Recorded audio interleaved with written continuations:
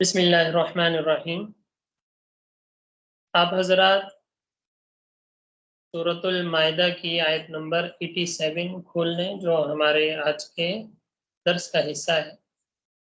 اس میں اللہ تعالیٰ نے حلال چیزوں کو حرام سمجھنے سے منع فرمایا، اس کے بارے میں ہم پڑھیں گے، اور پھر 90 نمبر آیت ہے، 90 نمبر، وہ بھی ہم انشاءاللہ آج پڑھیں گے۔ پہلے میں تلاوت کرتا ہوں، پھر اس کے بعد انشاءاللہ شروع کریں۔ اعوذ باللہ من الشیطان الرجیم، بسم اللہ الرحمن الرحیم،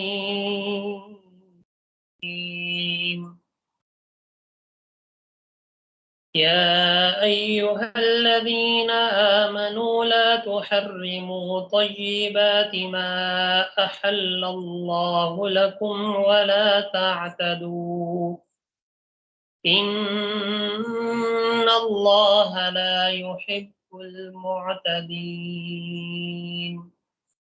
وَكُلُوا مِمَّا رَزَقَكُمُ اللَّهُ حَلَالًا طَيِّبًا وَاتَّقُوا اللَّهَ الَّذِي أَنْتُمْ بِهِ مُؤْمِنُونَ۔ ترجمہ دیکھ لیں۔ یا ایھا الذین آمنوا، اے ایمان والو، یا اے مومنو، جو کہ ہمارے کورس کا حصہ بھی ہے، کورس کا نام بھی ہے۔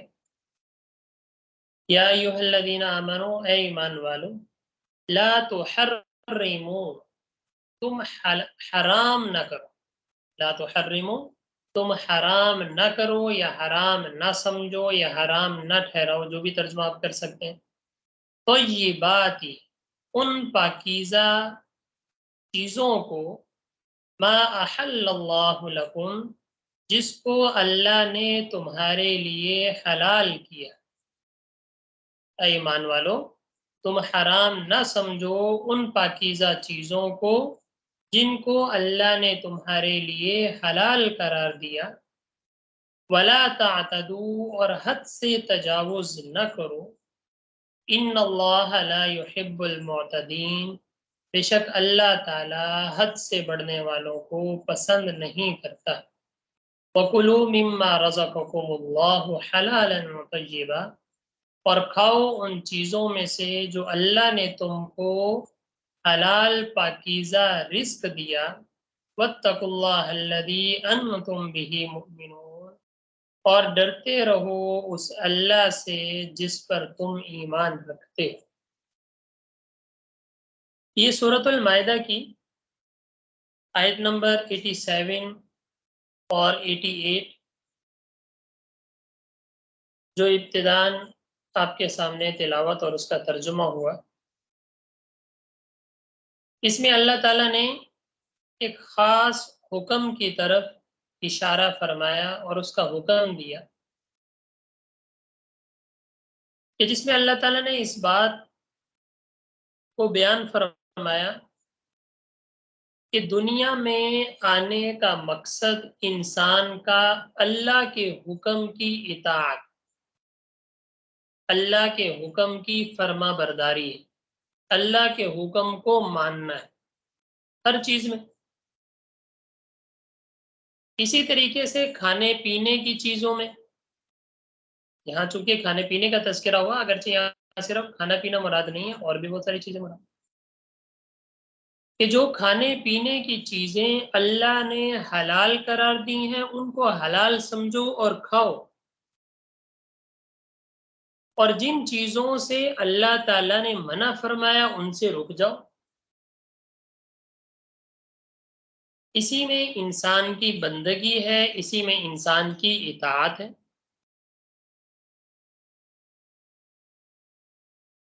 کہ اللہ نے جن چیزوں کا حکم دیا، اب ان کو کھانا سنت کے مطابق کھایا جائے تو کھانا کھانا بھی عبادت، اور جس چیز کے کھانے سے اللہ نے منع فرما دیا، جس طرح کہ آج ہی ہماری آیت نمبر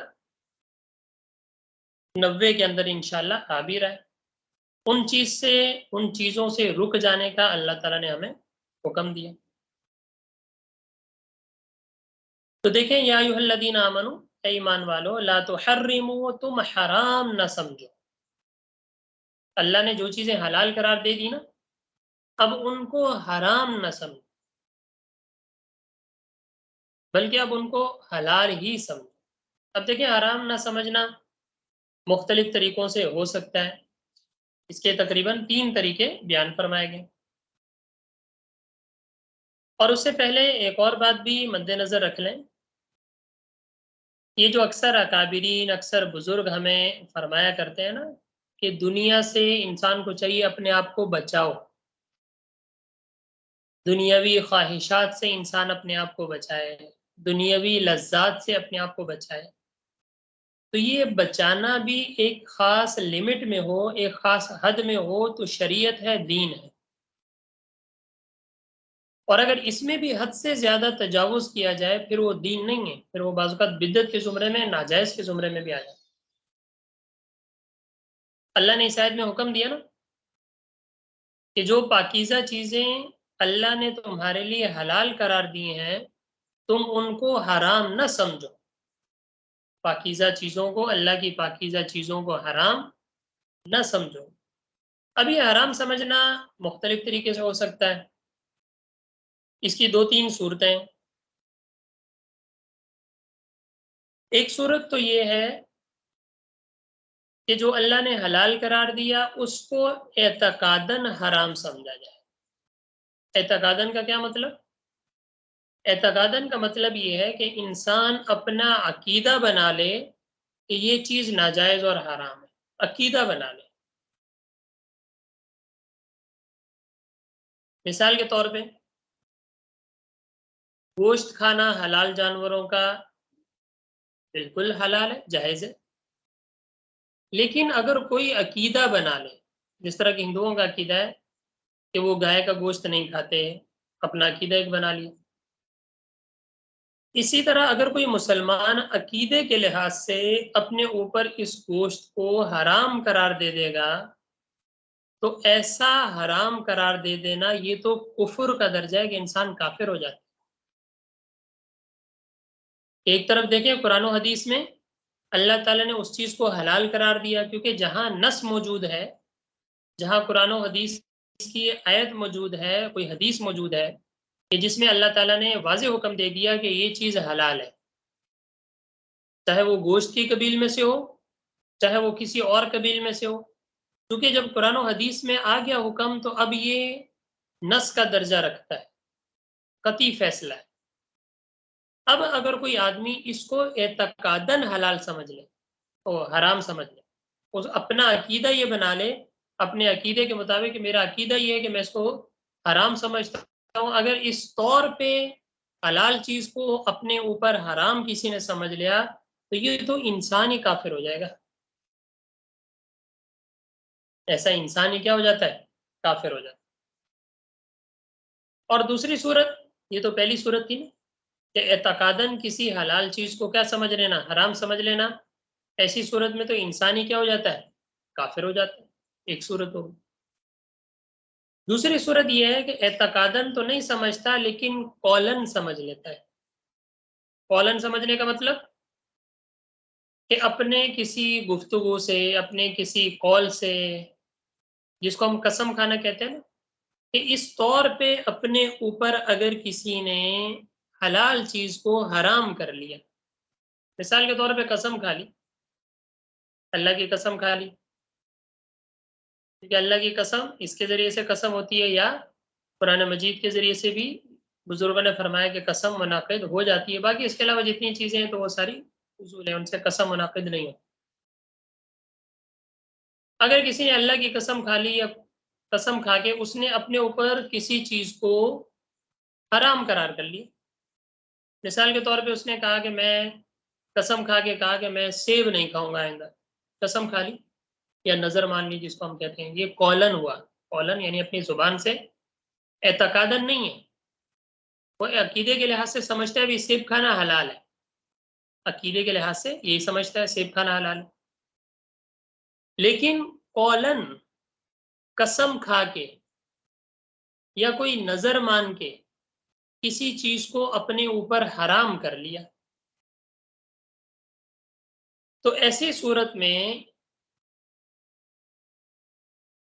اس کے قسم کھانے سے وہ چیز حرام تو نہیں ہوگی، البتہ اس کے اوپر قسم آ جائے گی. اور آپ صلی اللہ علیہ وسلم نے حدیث میں بیان فرمایا کہ جہاں غلط چیز کی قسم کھا لی ہو جو شریعت کے خلاف ہو تو اب اس قسم کو توڑ دینا ضروری.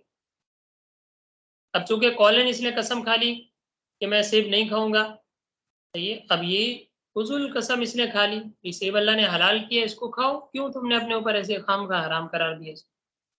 اب ایسی صورت میں اس سے کہا جائے گا کہ بھئی تم قسم کو توڑ دو، قسم کو توڑ دو اور کفارہ دے دو، قسم کا کفارہ دے دو، چاہے کھانے پینے کی چیزوں میں. ایک صورت یہ، یا دوسرا مثال کے طور پہ رشتہ داروں کے بارے میں قسم کھا لی کہ میں اس کے گھر نہیں جاؤں گا، ایسی فضول میں قسم کھا لی، اللہ کی قسم کھا لی. کسی سے لڑائی ہوئی، قسم کھا لی کہ میں آئندہ تمہارے گھر میں قدم نہیں رکھوں گا، قسم کے الفاظ کے ساتھ. تو اب رشتہ داروں سے ملنا جلنا حلال تھا نا، بلکہ اس میں تو صلہ رحمی کا حکم دیا گیا. وہاں آپ نے قسم کھا لی، قولن ایک چیز کو اپنے اوپر حرام کر لیا حالانکہ حلال تھی.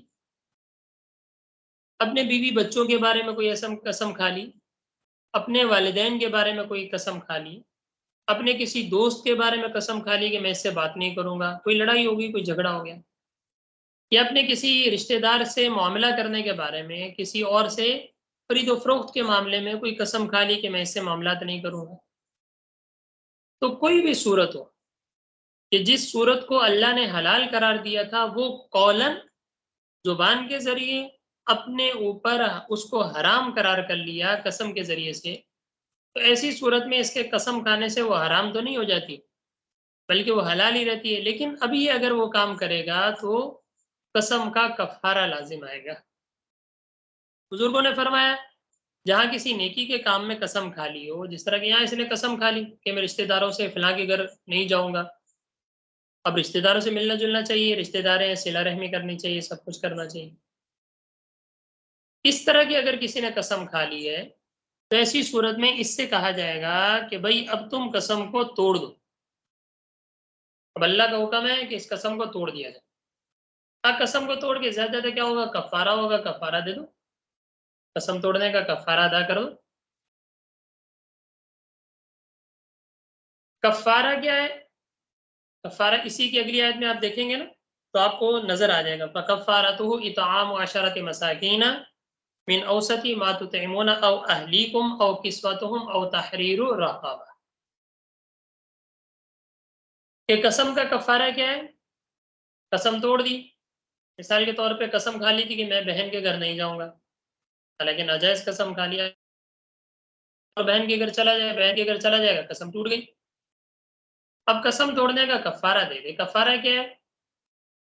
فَكَفَّارَتُهُ إِطْعَامُ عَشَرَةِ مَسَاكِينَ، یا تو 10 مسکینوں کو کھانا کھلا دے. کھانے کا یہ مطلب نہیں کہ صبح ان کو جی 5 اسٹار ہوٹل پہ کوئی ناشتہ کرایا جائے، دوپہر کو کہیں اس کو اچھی سی بریانی کھلائی جائے اور پھر رات کو اس کو کہیں اچھا سا ڈنر، یہ مراد نہیں، بلکہ عام نارمل کھانا جو ہم گھر میں کھاتے ہیں صبح اور شام 2 ٹائم کا کھانا. یہ 3 ٹائم تو ابھی شروع ہو گیا، ورنہ پہلے یہ ہوتا تھا صبح کا کھانا اور اس کے بعد شام کا کھانا. اور آج کل بھی آپ اگر بزرگوں سے دیکھیں، اپنے پردادا دادا لوگوں سے اگر آپ نے سنا ہو تو اس وقت بھی یہی رواج تھا، 2 ٹائم کھانے کا تھے. تو اب ناشتہ ہو گیا، پھر 10 بجے ٹی بریک ہوگی، پھر دوپہر کا کھانا ہو گیا، پھر عصر کے ٹائم پھر ٹی ٹائم ہے، اور پھر شام میں پھر کھانے کا سسٹم ہے. تو یہ 5 قسم کے کھانے پہلے زمانے میں نہیں ہوتے. تو فَكَفَّارَتُهُ إِطْعَامُ 10 مَسَاكِينَ، یا تو ایک کام یہ کرے قسم کا کفارہ کہ 10 مسکینوں کو نارمل کھانا کھلا دے صبح شام، ایک ساتھ بھی 10 مسکینوں کو بلا کے کھلا سکتا ہے. اور یہ بھی کر سکتا ہے کہ ایک ہی مسکین ہے، کوئی آپ کے گھر میں غریب ہے، واسی واسی ہے، اس طرح کا ہے، تو صبح شام 10 دنوں تک ان کو کھانا کھلا دیا جائے، قسم کا کفارہ ادا ہو جائے گا. جو گناہ تھا انشاءاللہ امید ہے کہ وہ ختم ہو جائے. یا فَكَفَّارَتُ إِطْعَامُ 10 مَسَاكِينَ مِنْ أَوْسَطِ أَوْ كِسْوَتُهُمْ، یا 10 مسکینوں کو کپڑا دے دے، نارمل جس طرح ہوتا ہے.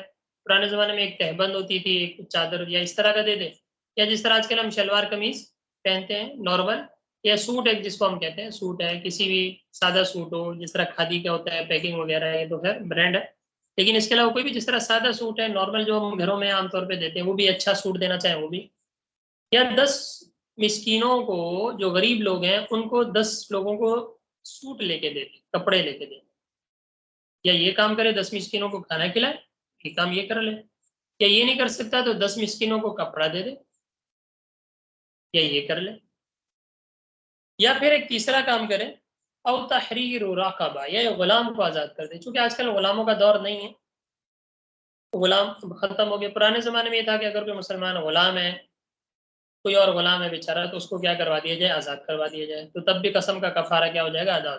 3 کام کرے، یا تو یہ کرے یا یہ کرے، یہ تینوں میں سے ایک کرنا ہے. یا تو 10 مسکینوں کو کھانا کھلا دیا جائے، یا 10 مسکینوں کو کپڑا دے دیا جائے، یا کیا کیا جائے، ایک غلام کو آزاد کیا. ان تینوں میں سے کوئی بھی ایک کام کرے گا تو قسم کا کفارہ ادا ہو جاتا. اور اگر یہ تینوں کام نہ کر سکے، خود غریب ہے، خود مسکین ہے، خود فقیر ہے، سب کچھ خود ہے، یہ بھی نہیں کر سکتا، تو پھر یہ ہے کہ 3 روزے رکھے. اگر یہ تینوں کام نہیں کر سکتا، پہلے تو یہ تینوں کاموں میں سے کوئی ایک کام ضروری ہے، اور تینوں میں سے بھی چونکہ ایک تو آج کل مفقود ہو گیا ہے، صحیح غلاموں کا رواج نہیں، تو 2 کام بچ گئے. یا تو 10 مسکینوں کو کھانا کھلا دے، یا 10 مسکینوں کو کپڑے دے دے، یہ کام کر لے.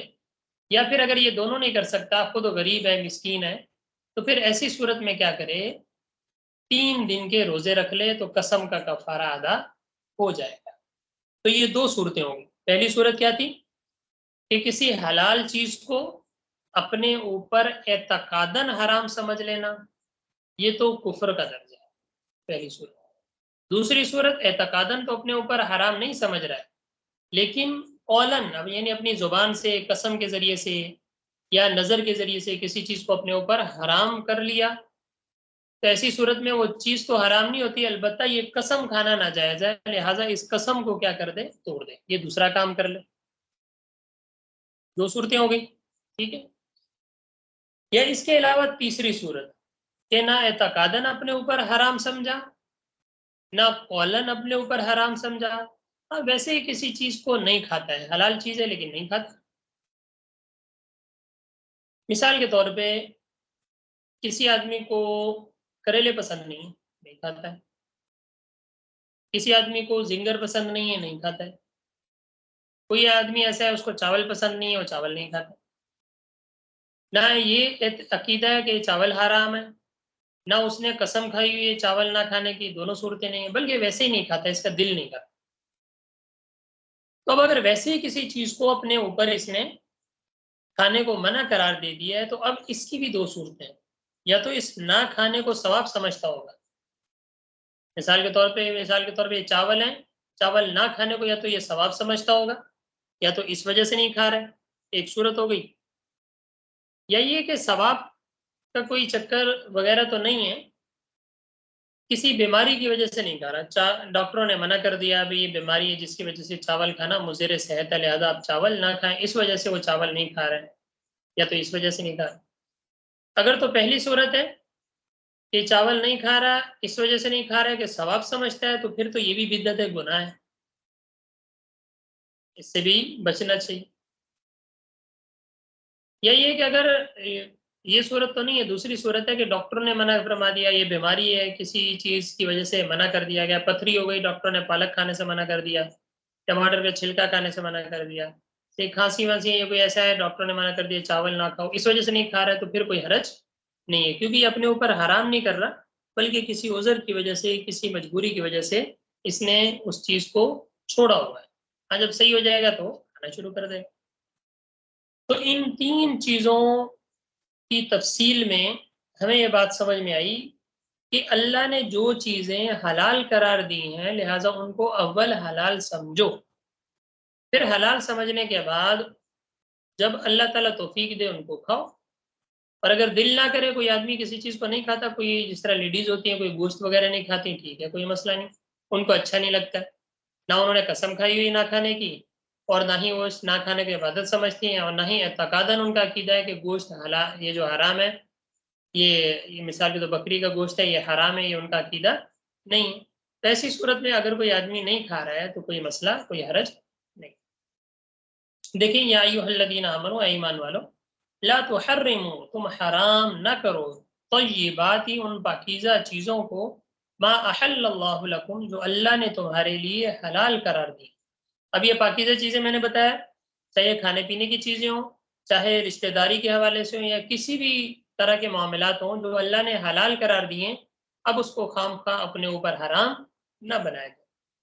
اور سورۃ التحریم میں یا ایھا النبی لما تحرم ما احل اللہ وہاں تو نبی کو بھی اللہ نے یہ بیان فرمایا نا, ہم پڑھیں گے نہیں کہ اے نبی آپ اپنے اوپر حلال چیزوں کو کیوں حرام قرار دے رہے ہیں.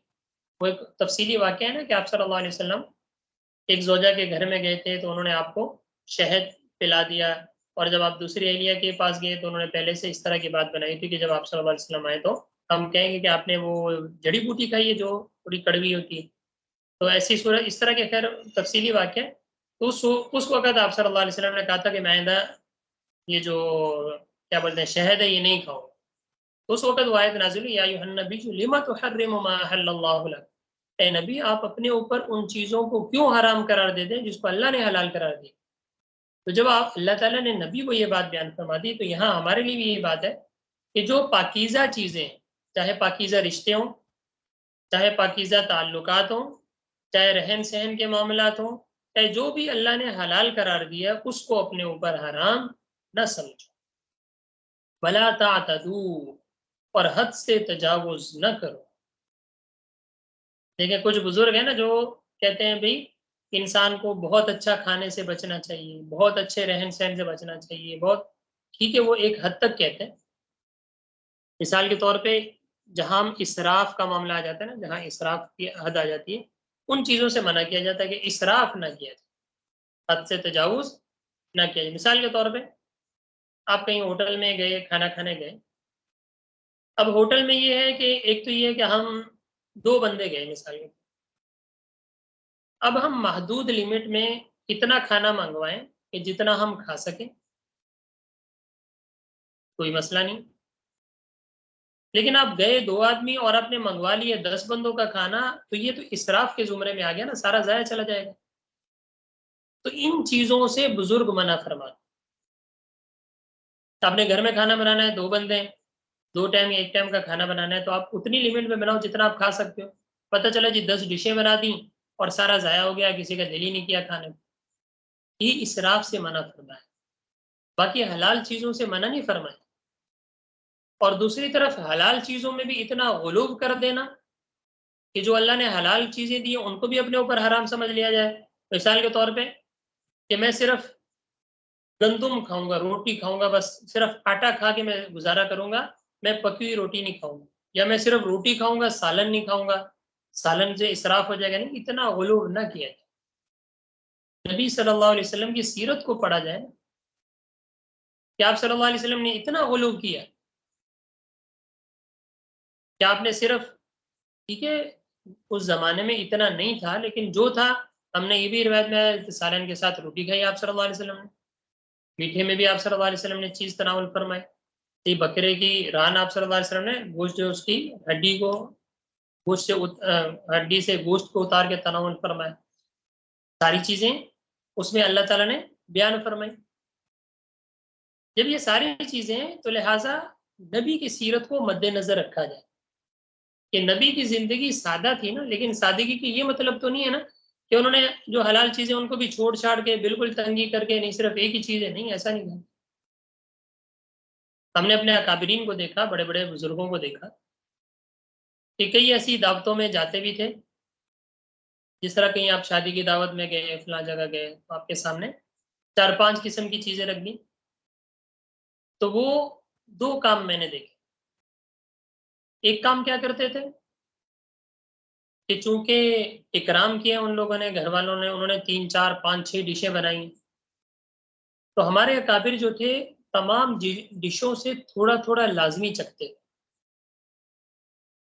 بڑی اچھی بات ہے کہ بھلے انہوں نے 6 چیزیں بنائی, آپ کو ٹھیک ہے ایک چیز پسند ہے زیادہ, یہ نہیں کہ آپ صرف وہی کھاتے رہو نمٹاتے رہو اور اس کے بعد جو ہے دوسری چیزوں کا آپ کیا کرو ہاتھ ہی نہ لگاؤ. گھر والوں کا دل دکھے گا نا یار کہ ہم نے اتنا اہتمام کیا اور انہوں نے ہمارے ساتھ یہ کیا.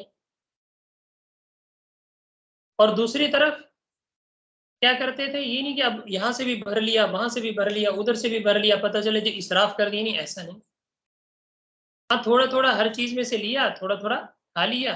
اس سے یہ کہ آپ کا پیٹ بھی فل ہو گیا اور مہمان جو ہے وہ بھی، میزبان بھی خوش ہو گیا کہ یار حضرت نے ہر چیز کو چکھا ہے، ہر چیز کو کھایا ہے. اور آج کل ہم اپنی شادیوں میں دیکھ لیں، شادیوں میں کبھی جانا ہو، اتفاق ہو، خاص طور پہ ہمارے کراچی میں، تو اب تو خیر ہر جگہ ہو گیا کہ شادی سسٹم ہو گیا، شادی ہالوں کا سسٹم ہو گیا، وہاں 8 8 آئٹم ہے، 5 5 آئٹم ہے، 10 10 آئٹم ہے کھانے کے. اس میں ایک تو کیا ہوتا ہے کہ اگر 1 2 آئٹم کا اہتمام کرو جی، لوگوں کو مسائل ہیں، باتیں ہیں، ٹھیک ہے، لوگوں کی پرواہ کیوں کرتے ہو، چھوڑو، اتنا محدود لمٹ میں بناؤ، 1 2 کھانے ہی ہو تو اس میں اسراف سے بچتا ہے انسان. لیکن ہم نے 10 ڈشیں بنا لی. اب کھانے والے بھی، جب انسان نے اہتمام کیا ہے، ایک آدمی نے 400 500 بندوں کا انتظام کیا ہے، تو اس نے ظاہر سی بات ہے 600 700 لوگوں کا کھانا بھی بنایا ہوگا نا. کھانا کبھی ختم نہیں ہوتا، آپ دیکھیں نا، کبھی آپ شادی پہ گئے ہو اتفاق ہو، عام طور پہ کھانا کبھی ختم نہیں ہوتا. ماشاءاللہ جن لوگوں نے انتظام کیا ہے انہوں نے اتنا بنایا بھی ہے نا. بس ہماری ہرس ہوتی. ہرس کیا ہے، مثال کے طور پہ آپ گئے اور پلیٹیں بھر بھر کے آپ لے آئے، ایک یہاں سے بریانی کی پلیٹ بھر رہی، ایک قورمے کی پلیٹ بھر لی، ایک جو وہ ٹکوں کی پلیٹ بھر لی، اور میٹھے کی پلیٹ بھر لی، سب کچھ آ گیا. سب کچھ اکٹھا کر کر کے آپ لوگ لے آئے اور لا کے اب کتنا کھاؤ گے. گھر میں ہم دیکھیں نا، ایک پلیٹ بریانی کی اگر بڑی ہو تو ایک پلیٹ سے انسان بھر جاتا ہے نا. اور اتنی تو سمجھ ہے نا. ایک پلیٹ آپ قورمے کی اٹھا کے لے آؤ یار، ایک پلیٹ ہے، 2 بندے آرام سے اس میں روٹی کے ساتھ کھانا کھا سکتے ہیں. آپ اپنے اکیلے لیے ایک پلیٹ وہ بھی بھر کے لے آئے، اور اس کے ساتھ ایک بریانی کی پلیٹ بھی آپ نے بھر لی، اور ساتھ ٹکوں کی پلیٹ بھی بھر لی، مچھلی ہے تو اس کی پلیٹ بھی بھر لی، اور پھر میٹھے میں بھی آپ بھر کے لے آئے. یار انسان کو خود سوچنا چاہیے نا، ارے میں انسان ہوں، کوئی بھینس تو نہیں. ایسے پلیٹیں بھر بھر کے لے آئے، اس نتیجہ کیا ہوگا، سارا ضائع ہو جائے گا. اس کو کہتے ہیں اسراف. یہ اسراف کے زمرے میں آتا ہے. اس چیز سے بزرگوں نے منع فرمایا. باقی فی نفسی ہی کھانے پینے سے کسی نے منع نہیں فرمایا. اور پھر کھانے پینے میں اتنی تنگی کر دینا، یہ بھی غلوب ہے. جہاں اللہ نے نعمت دی، اللہ نے کہا کھاؤ، نعمتیں دی کھاؤ. وَكُلُوا مِمَّا رَزَقَكُمُ اللَّهُ حَلَالًا طَيِّبًا، کھاؤ، اللہ نے حکم دیا نا. اللہ نے جب نعمت دی اس کو کھاؤ، بڑی سے بڑی نعمت بھی کھاؤ تاکہ اللہ کا شکر نکلے نا. ہمارے اکابرین فرمایا کرتے تھے، حضرت تھانوی رحمۃ اللہ علیہ، ان کا قول ہے کہ ٹھنڈا پانی پیا کرو. کیوں؟ گرمی میں جب انسان ٹھنڈا پانی پیے گا دل سے شکر نکلتا ہے. اللہ کی نعمت ہے ٹھنڈا پانی. لیکن یہاں کوئی اپنے اوپر جبر کرے، نہیں میں تو ٹھنڈا پانی نہیں پیوں گا، میں تو گرم ہی پیوں گا، یہ تو پھر زیادتی ہے نا. جب اللہ نے مہیا کیا ہوا ہے، سہولت ہے، تو اس سہولت کا فائدہ اٹھایا جائے. اسی طریقے سے کھانے پینے کی چیزیں بھی، کہ خام خواہ کسی چیز کو اپنے اوپر حرام نہ کرو. اور پھر اس پہ میں نے بتایا کہ اس آیت میں عموم ہے، صرف کھانے پینے کی چیزوں کے بارے میں نہیں ہے، یہ تمام چیزوں کے بارے میں. اللہ نے رشتہ داروں سے قطع تعلق کا حرام قرار دیا، ان سے صلہ رحمی کا حکم دیا. اب کوئی ان سے اگر خام خواہ قسم کھا لے میں فلاں رشتہ دار کے گھر نہیں جاؤں گا، یہ تو غلط بات ہے. جو اللہ نے حلال قرار دیے کیوں اپنے اوپر حرام قرار دے رہے ہو؟ کیا جواب دو گے قیامت کے دن؟ کوئی جواب نہیں.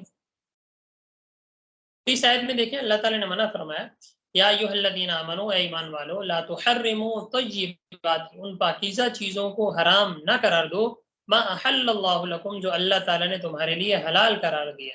ولا تعتدوا، اور حد سے تجاوز نہ کرو. یہ بڑی اہم بات ہے جو بھی میں یہ ساری میرے بتانے کا مقصد، حد سے تجاوز، کسی چیز میں غلوب نہ کرو. یہاں تک کہ دین میں بھی غلوب جو ہے یہ ناپسندیدہ ہے. کوئی چیز بدعت بھی کیوں بن جاتی ہے؟ بدعت اس وجہ سے بن جاتی ہے کہ غلوب کرنے لگ جاتی ہے. ایک چیز کو خاص وقت کے ساتھ مخصوص کر دینا، یہ پھر بدعت کے زمرے میں آتا ہے، وہ پھر ناجائز بھی ہو جاتا ہے. کسی کا غم ہے تو یہ سب کو غم ہے، لیکن ایک خاص جگہ کا، خاص وقت کا اہتمام کر لینا، بھلے اپنے رشتہ داروں کے معاملے میں یا کسی بھی معاملے میں ہو، تو یہ چیزیں پھر غلوب جب بنتی ہیں پھر یہ دین سے ہٹ جاتی. ولا تعتدوا، حد سے تجاوز نہ کرو. ان اللہ لا يحب المعتدین، اللہ تعالی حد سے تجاوز کرنے والوں کو پسند نہیں کرتا. دیکھیں دین ہے اعتدال کا نام، دین میانہ ربی کا نام. دین حد سے بڑھنے کا نام دین نہیں ہے. دین ایک لمٹ ہے. اللہ نے کہہ دیا عشاء کے 4 رکعت فرض ہیں، اب 4 رکعت پڑھنا دین ہے. اگر کوئی آدمی 3 کر دیتا ہے تب بھی گناہ ہے، کوئی آدمی 5 کر دیتا ہے تب بھی گناہ ہے. یہ نہیں کہ 5 کے پڑھنے سے زیادہ ثواب ملے گا، نہیں. اللہ نے جو لمٹ دی ہے اسی پہ عمل کرو گے تو دین ہے، اس سے آگے بڑھنے کی کوشش کرو گے تو پھر دین نہیں ہے، یہ اپنی منمانی ہے. اور جہاں اپنی منمانی ہے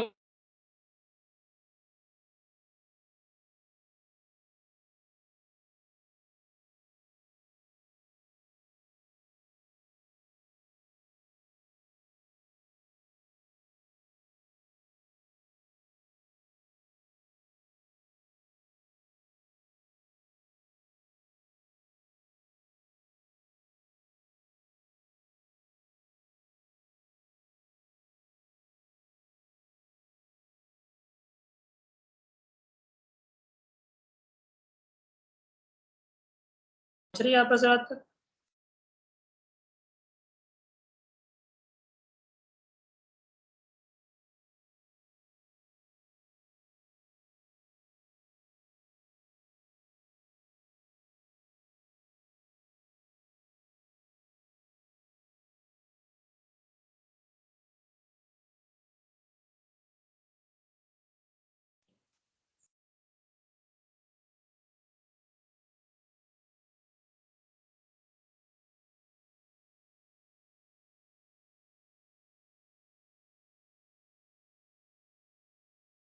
اور ویڈیو بھی نہیں آ رہی.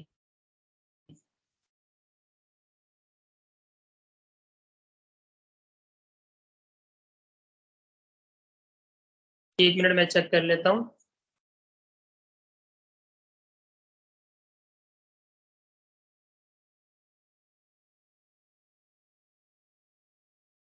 سر آ گئی ہے، ٹھیک ہے. آواز آ رہی ہے؟ جی اگر آواز آ رہی ہو تو مجھے بتا دیں ٹیکسٹ میں. جی ٹھیک ہے جزاک. شاید کوئی پرابلم ہوگا. تو یہ وہ آیت تھی کہ جس میں اللہ تعالیٰ نے حلال چیزوں کو حرام سمجھنے سے منع فرمایا.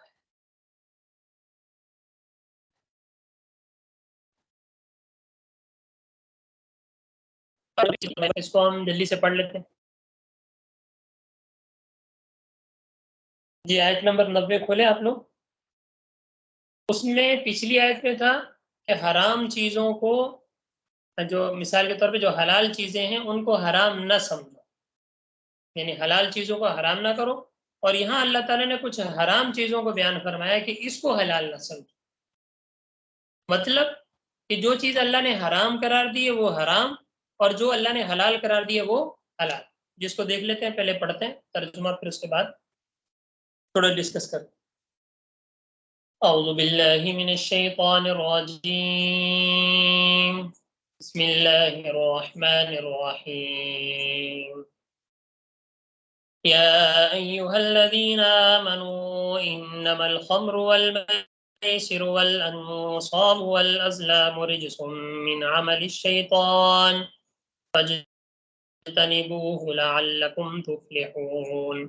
إنما يريد الشيطان أن يوقع بينكم العداوة والبغضاء في الخمر والميسر ويصدكم عن ذكر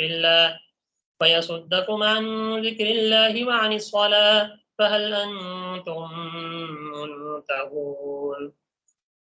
ترجمہ دیکھیں. یا ایھا الذین آمنوا، اے ایمان والو، انما الخمر والمیسر والانصاب والازلام، یہ جو شراب ہے، انما الخمر، خمر کہتے ہیں شراب، یہ جو شراب ہے، والمیسر اور جو جوا ہے، جوا سٹا، والانصاب اور جو بت ہیں، انصاب جس کو نصب کیا جائے یعنی بت، والازلام اور جو شرط کے تیر ہیں، جس کو ہم لوگ یعنی پانسے بھی کہہ سکتے ہیں اور اس کو جوئے کے تیر بھی ہم کہہ سکتے ہیں. رجسم من عمل الشیطان، رجسم یہ گندگی ہے، یہ گندے، یہ سب کام کیا ہے؟ گندے ہیں. من عمل الشیطان، شیطان کے کاموں میں سے ہیں. فاجتنبوہ، لہذا ان کاموں سے بچتے رہو. لعلکم تفلحون، شاید کہ تم فلاح پا جاؤ. انما یرید الشیطان، سوائے اس کے کہ شیطان تو چاہتا ہی یہ ہے کہ ان یوقع بینکم العداوۃ والبغضاء، کہ وہ تمہارے درمیان پیدا کر دے دشمنی اور بغض کو، فی الخمر والمیسر، شراب کے ذریعے اور جوئے کے ذریعے، ویصدکم عن ذکر اللہ، اور تم کو اللہ کے ذکر سے روک دے، وعن الصلاۃ، اور خاص کر نماز سے روک دے۔ کہ جب یہ انسان جوئے میں لگ جائے یا شراب میں لگ جائے تو عام طور پہ نماز بھی رہ جاتی ہے۔ فَهَلْ أَنْتُمْ مُنْتَهُونَ، سو تم اب بھی باز نہیں آؤ گے۔ یہ سورۃ المائدہ کی آیت نمبر 90 اور 91 آپ کے سامنے تلاوت ہے کہ جس میں اللہ تعالیٰ نے 4 چیزوں سے منع فرمایا ہے۔ یہ 4 چیزیں اللہ تعالیٰ نے حرام قرار دی ہیں۔ اب جب حرام قرار دیے تو لہذا اس سے بچو۔ حلال چیزوں کا پیچھے تذکرہ تھا کہ ان کو حرام نہ سمجھو، حلال چیزوں کو کھاؤ۔ اس آیت میں اللہ نے حرام قرار دیا ان چیزوں کو، تو اب ان چیزوں سے بچو۔ اور یہ ایسی چیزیں ہیں کہ یہ رجسن کہتے ہیں ایسے عمل کو کہ جس سے عام طور پہ بھی انسان کو گھن آئے، ناپسندیدہ گھن آئے۔ یار یہ کیا، شراب دیکھو نا ایسی چیز ہے کہ عام بندہ اس کو پسند نہیں کرتا ہے، کیا بدبو والی چیز، ایسی چیز گھن آتی ہے اس سے۔ جوا ہے، لوگ سٹے میں لگے ہوئے ہیں، سٹے میں ایک دوسرے کو مار رہے ہیں، پتہ نہیں کیا کیا ہو رہا ہے، یہ سارے جوئے ہیں، انسان کو گھن آتی ہے۔ بت پرستی ہے، دیکھیں بتوں کو پوج رہے ہیں، پتھر ہے اس کو پوج رہے ہو، درخت کو پوج رہے ہو، بندر کو پوج رہے ہو، گائے کو پوج رہے ہو، گائے کا دودھ کیا بولتے ہیں اس کو، پیشاب پی رہے ہو، گھن آتی ہے نا یار کیسے۔ اور اسی طرح بل ازلام، اور جو جوئے کے تیر ہیں، جس طرح آج کل یہ لاٹری ہے، یار یہ کیا فضول چیز ہے، پیسے لگاؤ نکل گیا تو صحیح ہے، نہیں نکلا تو بائے بائے اللہ حافظ، یہ کیا ہے، فضول چیز ہے۔ تو لہٰذا ان چیزوں سے اپنے آپ کو بچاؤ، یہ چیزیں اللہ نے حرام کرا دی۔ اور اس میں خاص طور پہ یہ جو شراب اور جوا ہے یہ شیطان کے کاموں میں سے ہے، اور شیطان تو چاہتا ہی، اللہ نے فرمایا کہ تمہیں اللہ کے حکم سے دور کر دے اور تمہارے درمیان بغض، لڑائی پیدا کرے۔ عام طور پہ ان کی وجہ سے لڑائی، مثال کے طور پہ دیکھیں دوست اکٹھے ہوئے، شراب پی لی، شراب پینے کے بعد نشہ چڑھ گیا، نشے میں کوئی غلط کام کر دیا، مار دیا کسی کو، نشے میں کوئی الٹا سیدھا بک دیا، نشے میں کسی کو قتل کر دیا، کچھ بھی کر دیا، بعد میں پچھتا رہا ہے، بعد میں دوستیاں خراب ہو گئی، رشتہ داریاں خراب ہو گئی، اب یہیں سے تعلقات خراب ہو گئے۔ یا آپ نے مال سٹے پہ لگا دیا، جوئے پہ لگا دیا، کوئی بھی آج کل تو بہت ساری قسمیں آ گئی جوئے کی، جا کے مال لگایا، اب دوستوں کے ساتھ بھلے کسی کے ساتھ بھی پتہ چلا مال ڈوب گیا، اب تعلقات خراب ہو گیا آپس میں۔ اگر دونوں دوست ہیں، جوا لگایا، اگر مال چلا گیا تو دوستی خراب ہو جائے گی، بعض اوقات قتل کی نوبت بھی آ جاتی ہے۔ تو یہ شیطان تو چاہتا ہی ہے کہ ان کاموں کے ذریعے سے تمہارے درمیان دشمنی اور عداوت، بغض ڈال دے، تو اس لیے اللہ نے فرمایا ان کاموں سے بچو۔ شراب کے بارے میں پہلے تذکر آ چکا ہے، اس کی زیادہ تفصیل میں نہیں جاتے۔ شراب اصل میں ہوتی ہے انگور کے شیرے کی، یعنی کچا انگور کا شیرہ، اس کو اتنا رکھا جائے کہ وہ جوش مارے اور جھاگ پھینکنے لگے، اس سے نشہ آ جاتا ہے، تو اس کو اس پہ خمر کا اطلاق کیا جاتا ہے۔ پھر اس کے علاوہ اور بھی خمر کی بہت ساری قسمیں۔ اسی طرح والمیسر، جوئے کی بہت ساری قسمیں ہیں، سٹے کی کوئی شرط لگا دی، جوا ہے، صحیح ہے۔ اور جس طرح آج کل جوئے خانے بنے ہوئے ہیں، جا کے پتہ نہیں کیا کیا کھیل ہیں، کیا کیا چیزیں ہیں، تو یہ ساری چیزیں اس میں کیا ہوتی ہیں، آ جاتی ہیں۔ بل انصاب، انصاب جس کو نصب کیا جائے، اور کس کو نصب کیا جائے تو بت، کیونکہ وہ ہل نہیں سکتا، تو بت ہیں، چاہے وہ بت ہوں، چاہے وہ پتھر کی صورت میں ہو، چاہے وہ مورتی کی صورت میں ہو، چاہے وہ کسی جانور کی صورت میں ہو، چاہے کسی عقیدے کی صورت میں ہو، چاہے کسی انسان کی صورت میں ہو، شرک جائز نہیں۔ تو لہٰذا والانصاب، بت پرستی، اس سے بچو۔ والازلام، ازلام اصل میں یہ جوئے کے تیر، اس کو تھوڑا سمجھ لیں۔ یہ اصل میں ہوتا تھا عرب کے اندر کہ وہ اس طرح کرتے تھے کہ ایک اونٹ ہے مثال کے طور پہ، اور اونٹ کے اندر انہوں نے 5 یعنی انہوں نے 10 تیر ڈالے، اور 10 تیروں میں انہوں نے کہا ہے مثال کے طور پہ کہ اونٹ کے گوشت ہم کاٹیں گے اونٹ کو، اور اس کے گوشت کے ہم 8 حصے کریں گے۔ 8 حصے کرنے کے بعد وہ کیا کرتے تھے، ایک تیر پہ لکھ دیا 3 حصے، ایک تیر پہ لکھ دیا 2 حصے، اور 3 تیروں میں مثال کے طور پہ لکھ دیا ایک ایک حصہ، اور باقی کچھ تیروں کو خالی چھوڑ دیا۔ اب انہوں نے اونٹ کو ذبح کیا، اس کو کاٹا، 8 حصے بنائے، اور تیر سارے انہوں نے یوں گھما کے، پیچھے سب کے نام لکھے ہوئے ہیں، یا تیروں کے اوپر لکھا ہوا ہے ایک نمبر، اس میں 3 حصے ہیں، اس میں 2 حصے ہیں، اس میں 1 حصہ ہے، یا 6 تیروں کے اوپر لکھ دیا ایک حصہ ہے، باقیوں پہ کچھ نہیں لکھا. اب سارے بھاری بھاری تیر نکالے. جس آدمی نے پہلا تیر نکالا اس پہ لکھے ہوئے مثال کے طور پہ ایک حصہ اس کو مل جائے گا. دوسرے نے تیر نکالا اس پہ لکھا ہوا ہے 3 حصے، اس کو 3 حصے مل گئے. تیسرے آدمی نے تیر نکالا اس پہ لکھا ہوا کچھ نہیں، لہٰذا اس کو کچھ نہیں ملا. چوتھے آدمی نے تیر نکالا اس پہ کچھ نہیں لکھا. تو جس تیر پہ جتنا حصہ لکھا ہوا ہے وہ اس کو مل جائے گا، اور باقی جو سارے ہیں ان کو کچھ بھی نہیں ملے گا. حالانکہ پیسے سب نے مشترکہ اونٹ میں لگائے ہوں. یہ بھی ایک سٹے کی قسم، جس طرح لاٹری ہوتی ہے نا، لاٹری ہو گئی، یا کوئی اس طرح کی خاص قسم کی کمیٹیاں بھی ہیں. تو یہ ساری جو اس طرح کی صورتیں ہیں وہ ساری ازلام اس کے زمر میں، اس کے ضمن میں آ جاتی ہیں. وہ ساری چیزیں حرام، کیونکہ اس میں خام خواہ کی لڑائی بھی ہے، اس میں دھوکہ بھی ہے، اور اس میں سٹا بھی ہے، اس میں جوا بھی ہے، سارے ناجائز کام. تو لہٰذا ان چیزوں سے منع فرمایا گیا. یا ایھا الذین آمنوا، ایمان والو، انما الخمر، یہ جو شراب ہے، والمیسر، اور یہ جو جوا ہے، والانصاب، اور یہ جو بت ہیں، والازلام، اور یہ جو جوئے کے تیر ہیں، رجس من عمل الشیطان، یہ شیطان کے، رجسن یعنی گندے ہیں، من عمل شیطان، شیطان کے کاموں میں سے، یعنی یہ شیطان کے گندے کام ہیں. لہذا فجتنبوہ، تم ان چیزوں سے اپنے آپ کو بچو. لعلکم تفلحون، شاید کہ تم کامیابی فلاح پا جاؤ. انما یرید الشیطان، آگے اللہ نے بیان فرمایا کہ اللہ نے کیوں ان چیزوں سے منع فرمایا. کیونکہ شیطان ان چیزوں میں لگا کے تمہارے درمیان لڑائی پیدا کروائے گا. شیطان تمہیں ان چیزوں میں لگا کر تمہارے درمیان بغض پیدا کروائے گا. اور جب لڑائی ہو گئی، بغض پیدا ہو گیا، نفرت ہو گئی، تو اس صورت میں انسان کو بعض اوقات قتل کرنے کی بھی نوبت آ جاتی. جی انشاءاللہ ٹائم ابھی دے. تو اس کے کہ شیطان یہ چاہتا ہے کہ وہ تمہارے درمیان عداوت کو اور بغض کو، یعنی دشمنی کو پیدا فرما دے. کس کے ذریعے سے؟ شراب کے ذریعے سے، والمیسر، اور جوئے کے ذریعے سے، وَيَصُدَّكُمْ عَنْ ذِكْرِ اللَّهِ، اور تمہیں اللہ کے ذکر سے روک. کہ جب انسان شراب میں جاتا ہے، جب انسان جوئے میں لگ جاتا ہے، جب انسان ان چیزوں میں لگ جاتا ہے، تو پھر ایسی صورت میں کیا ہوتا ہے کہ انسان میں لڑائیاں ہوتی ہیں، فساد پیدا ہوتے ہیں، اور خاص طور پہ انسان ان چیزوں سے، اللہ کے ذکر سے تو کیا ہو جاتا ہے. اب مثال کے طور پہ کہیں شراب کی مجلس چل رہی ہوگی تو وہاں ذکر و اذکار چل رہا ہوگا کیا؟ جہاں جوئے کی مجلسیں لگی ہوئی ہیں، سٹے بازیاں ہو رہی ہیں، سٹے بازیاں لگی ہوئی ہیں، تو ایسی صورت میں کیا تم یہ کام کرنے لگ جاؤ گے؟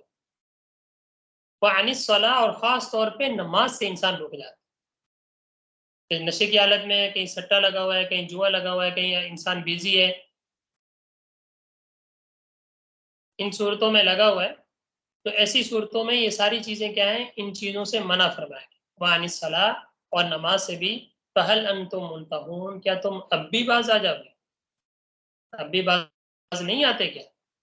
اب بھی باز آ جاؤ گے. اللہ نے حکم کر دیا کہ اول یہ ساری چیزیں حرام ہیں، شیطان کے کام ہیں، اور شیطان چاہتا بھی ہو کہ تمہارے درمیان لڑائی پیدا کر دے، نتیجہ بھی بیان فرما دیا، اب بھی تم باز نہیں آؤ گے. پھر ٹھیک ہے، جو تمہاری مرضی ہے تو کرو. تو یہ سورۃ المائدہ کی آیت نمبر 90، جس میں اللہ تعالیٰ نے خاص طور پہ 4 چیزوں سے منع فرمایا. نمبر 1 شراب، نمبر 2 جوا، نمبر 3 بت، اور نمبر 4 سٹے کے تیر یا اس کے تیر یعنی جوئے کے تیر. ان 4 چیزوں سے منع فرمایا، اور اس میں اشارہ دیا کہ جو بھی کام، جس طرح ان کاموں کا نتیجہ بھیانک ہے، اسی طرح جن کاموں سے اللہ نے منع فرمایا اور ان کا نتیجہ بھی بھیانک ہے، لہذا ان سے بھی کیا کرنا چاہیے؟ رک جانا چاہیے. تو اللہ تعالیٰ سے دعا ہے کہ اللہ تعالیٰ ہمیں ان باتوں پر، ان چیزوں کو سمجھنے کی توفیق عطا. جی بیچ میں کسی نے سوال پوچھا تھا، یہ زیڈ سے جن کا نام آ رہا ہے، غالباً یہ تھا میرے خیال، نشے کی حالت میں اگر کوئی اپنی بیوی کو طلاق دے دے تو طلاق ہو جائے گی.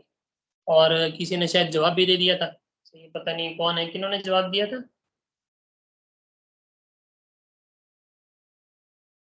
جی کون مفتی صاحب ہیں جنہوں نے جواب دیا؟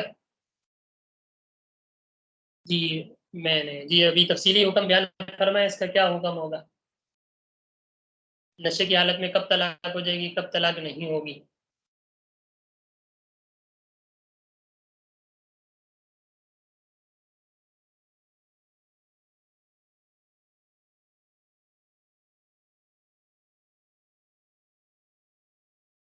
جی اس کے بارے میں سمجھ لیں کہ دیکھیں ایک نشہ ہوتا ہے جو حرام ہوتا ہے،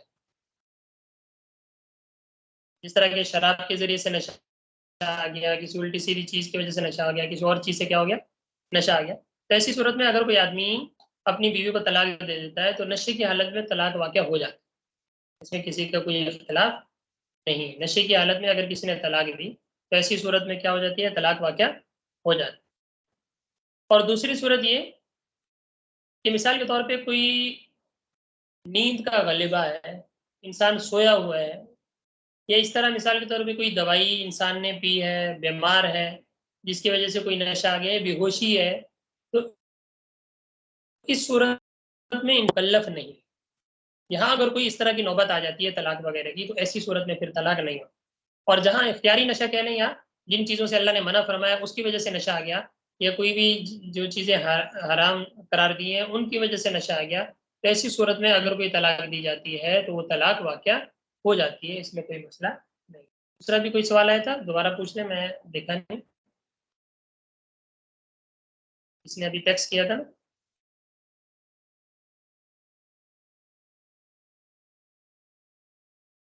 ٹیکسٹ آیا تھا میرے خیال.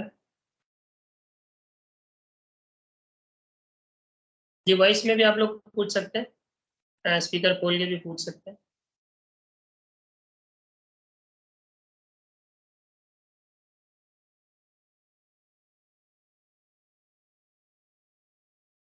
جی میں آپ کا میسج کیسے دیکھوں؟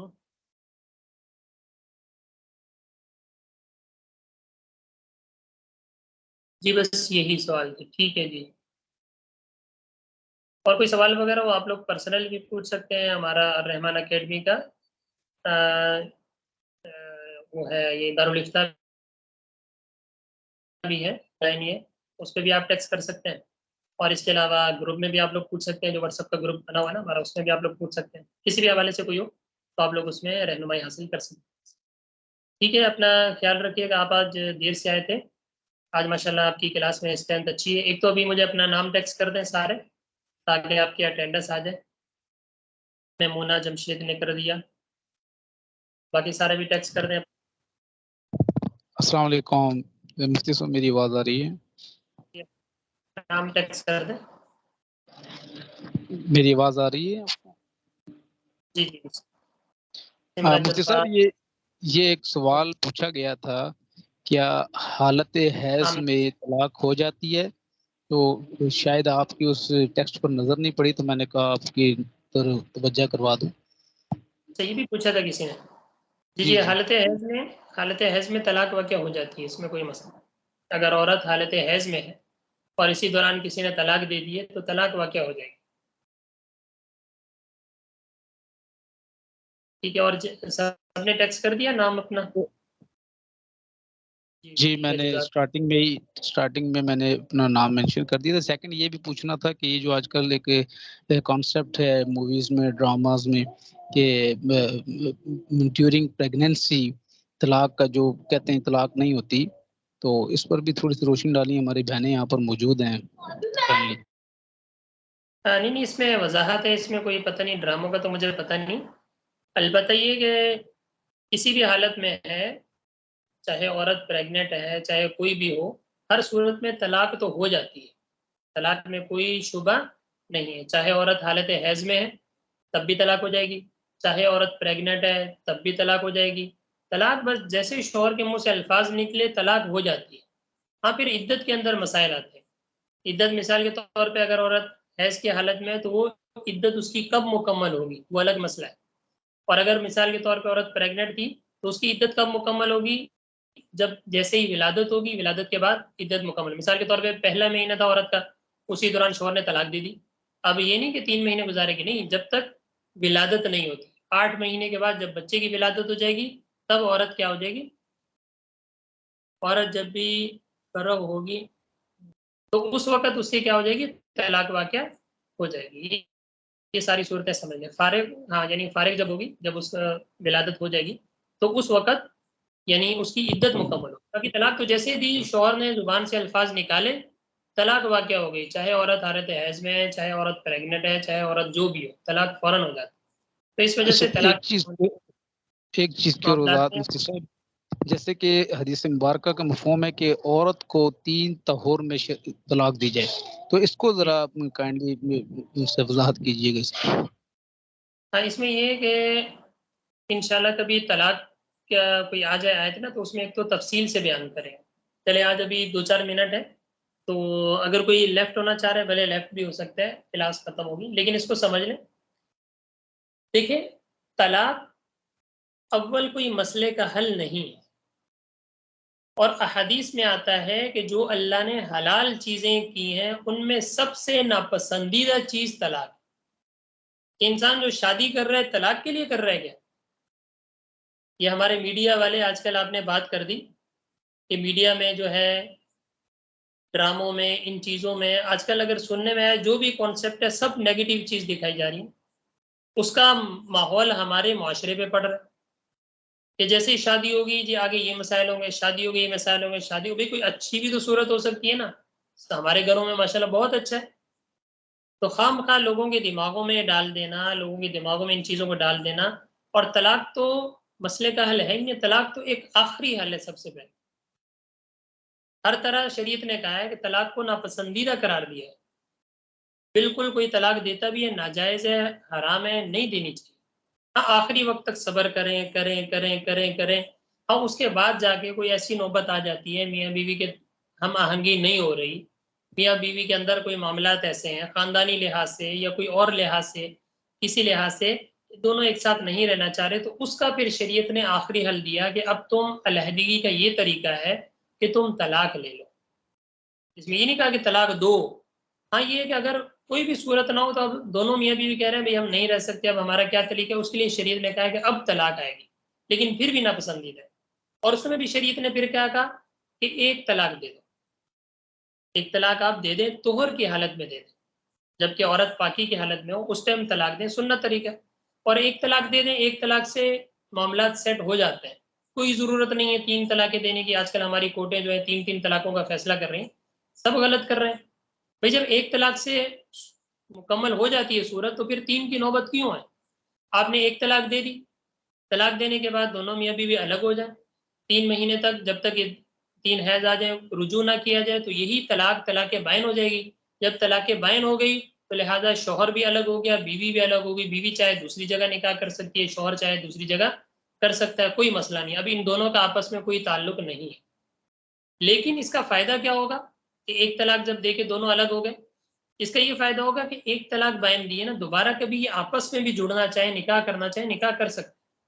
شریعت نے اتنی آسانی رکھی نا کہ اگر کبھی الگ ہونا بھی ہے، ہو سکتا ہے الگ ہونے کے بعد عقل آ جائے، سمجھ آ جائے بیوی کو یا شوہر کو کہ کسی وجہ سے الگ ہو جائے، تو ایک طلاق کے ذریعے سے آپ الگ ہو جائیں، بائن ہو جائیں، جدا ہو جائیں۔ ایک طلاق دے دی، 3 مہینے جو آپ کا پیریڈ تھا، ٹائم تھا، وہ پورا ہوا، اس درمیان کوئی رجوع نہیں ہوا، یہی طلاق بائن ہو گئی، میاں بیوی الگ ہو گئی، الگ ہو گیا، بیوی کہیں اور چاہے تو نکاح کر سکتی۔ لیکن ایک دوسرا فائدہ بھی اس کا یہ ہوگا کہ اگر دوبارہ کبھی عقل آ گئی عدت گزرنے کے بعد، یار ہم نے غلطی کی تھی، اب دوبارہ ملنا چاہیے، بچے ہو گئے، فلاں ہو گیا، جو بھی ہو گیا، تو اب دوبارہ ملنا بھی چاہیں تو ایسی صورت میں عورت میاں بیوی یہ دونوں عورت اور یہ مرد دونوں دوبارہ سے نکاح کریں گے، دوبارہ نکاح ہو جائے گا، لیکن اب صرف 2 طلاقوں کا اختیار رہے گا، ایک طلاق ہم نے ضائع کر دی۔ لیکن ہمارے یہاں کیا ہوتا ہے کہ ہمارے یہاں سیدھا سائن ہی کس پہ ہوتا ہے؟ 3 طلاقوں پہ۔ جب 3 طلاقوں پہ آپ نے سگنیچر کر دیے، اب تو یہ طلاق مغلظہ ہو گئی نا، جب طلاق مغلظہ ہوگی اب کوئی واپسی کی صورت ہی نہیں ہے۔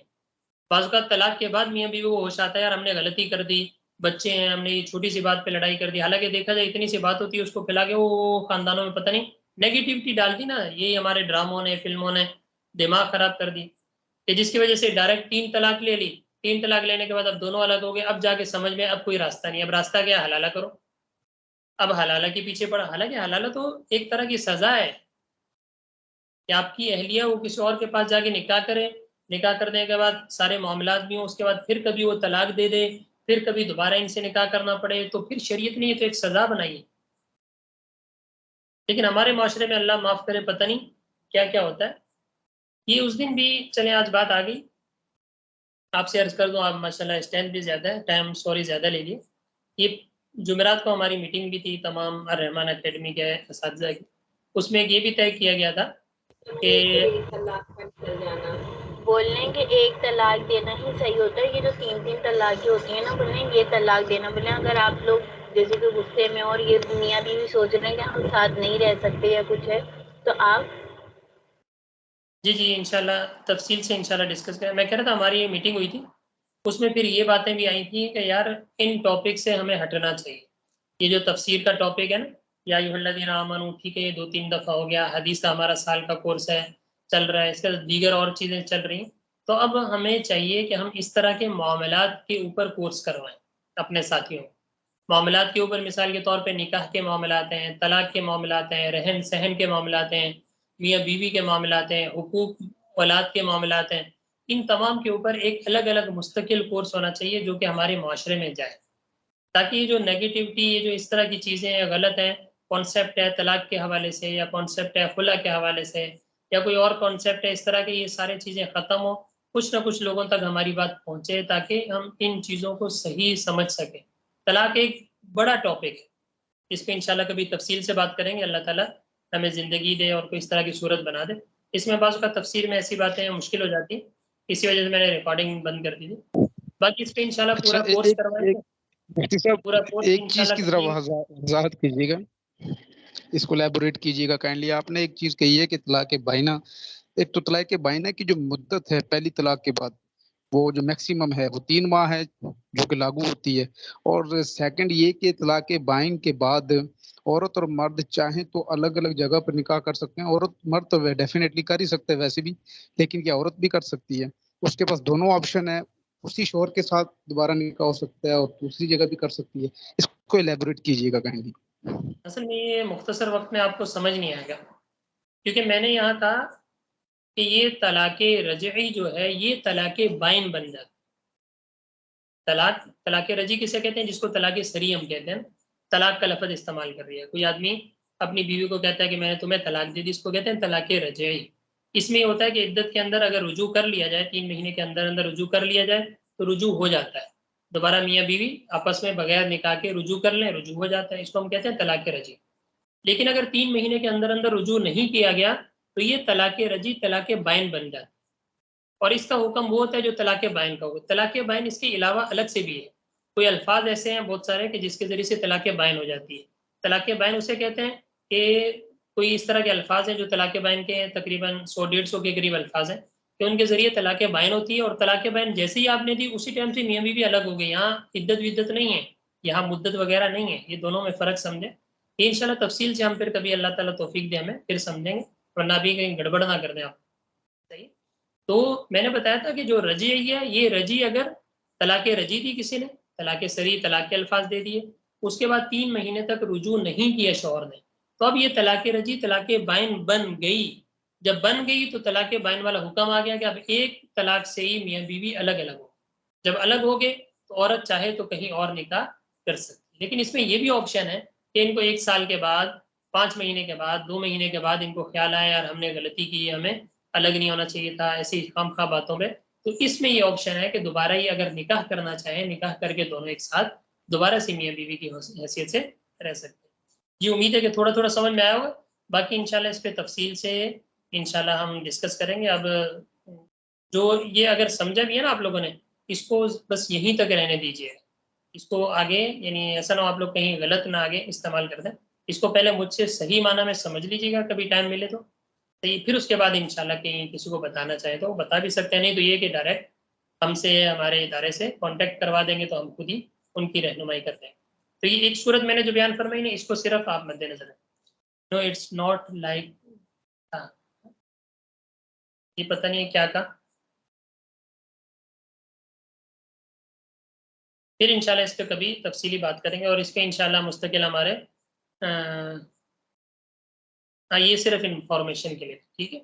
باقی انشاءاللہ اللہ تعالیٰ توفیق دے تو ہم انشاءاللہ اس پہ کوئی مستقل، میرا اپنا بھی ارادہ ہے، میں نے 1 سال پہلے بھی اپنے اساتذہ میں بات رکھی تھی کہ ان چیزوں کو لایا جائے معاشرے، جو معاشرے کو ہمیں ضرورت ہے.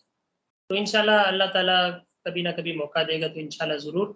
آپ لوگ بس کانٹیکٹ میں رہیے گا رحمان اکیڈمی کے، تاکہ اس طرح کا کوئی بھی کورس ہم لانچ کرتے ہیں تو پھر انشاءاللہ اس میں آپ لوگوں کو فائدہ بھی بہت ہوگا، اور اس میں اس طرح کے مسائل پھر کھل کے بیان ہوں گے نا، اسٹیپ بائی اسٹیپ ہر چیز شروع سے وہ آخر تک آپ لوگ پوری چیزیں تفصیل مسائل سمجھیں گے. پھر جا کے سمجھ میں آتے ہیں، ورنہ ایک آدھ مسئلہ سمجھ کے گڑبڑ کر دیتے ہیں۔ چلیں اس کو آج ختم کرتے ہیں، اللہ تعالیٰ جزائے خیر دے آپ کو، اپنا خیال رکھیے گا، انشاءاللہ پھر نیکسٹ ہفتے اگلی آیات کے ساتھ ملاقات کریں گے۔ جزاکم اللہ، السلام علیکم، اللہ حافظ۔